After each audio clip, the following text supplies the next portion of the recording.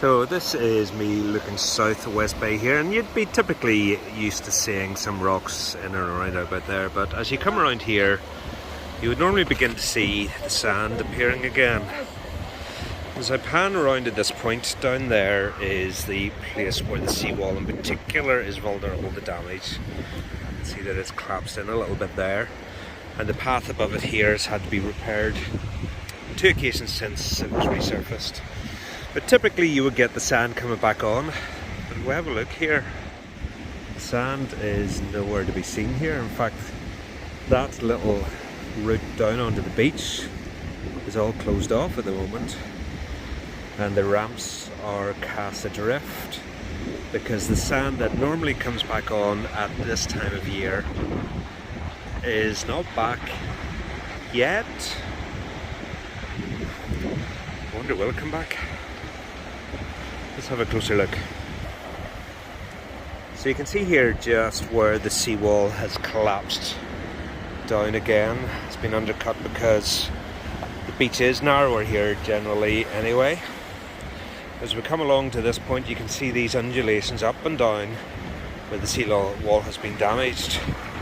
In fact, at this point here there are precious few rocks even at the base of the seawall, and you can see the rusted red base of the seawall being exposed there to the tide and to the waves.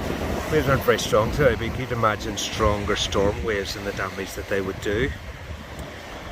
Let's go down and have a look at this little bit here. So this is where you would typically come down onto the beach, and some of you, whenever you were younger, may have used that as a kind of a slide down the river onto the beach itself. But you can see now that the beach is so low that there's actually a little waterfall there because the level has gone down quite considerably, and this whole place is closed off because it's now too dangerous to try and access the beach at this point.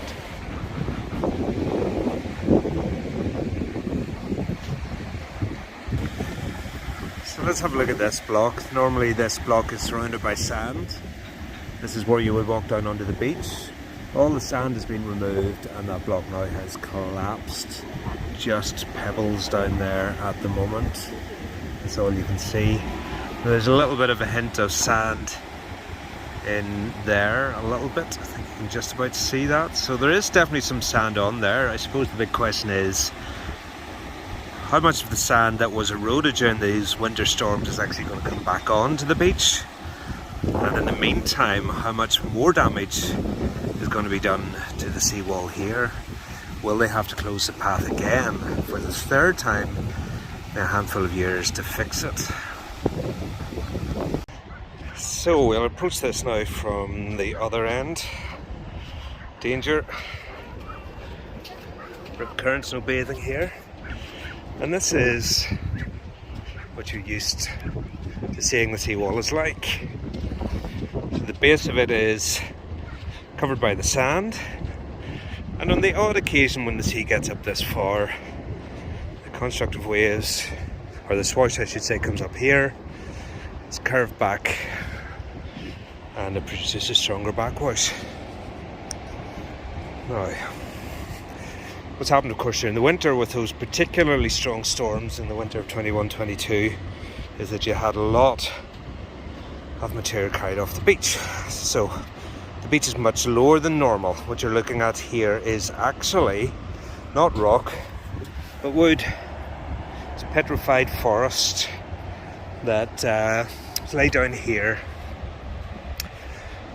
during sea level changes following the last ice age. Large blocks of it out there as well that are exposed. Now, we used to seeing those during the winter, but we're now into April. By this stage they normally would be covered up, but this is where you start to see the dramatic drop in the level of the beach. So we're going from here where the base of the beach is covered down there to where it's all dropped back down, and we start to see just how much of the base of the beach is removed here.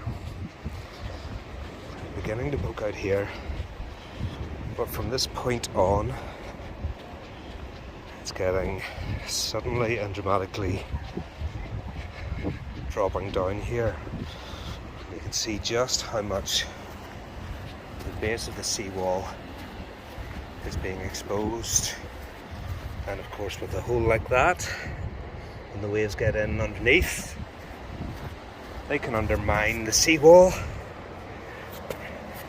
And that's why the seawall could drop. It's probably very precarious there. Large areas undermined, rusted. Now normally this is at the level of the beach here, but we're actually now down onto, well, what is that? That's back onto the petrified wood. That's not rock, it's petrified wood again. And you can just get a sense here of the amount of erosion that has taken place. This is far more erosion than I have ever seen in all the years that I've been watching this. And typically by April, the sand that has been eroded off will have been brought back onto the beach, and the beach will start to build up. Not this time. Look at exactly the impacts that the erosion has had. The consequences for the seawall and for the hard engineering could be very, very dramatic.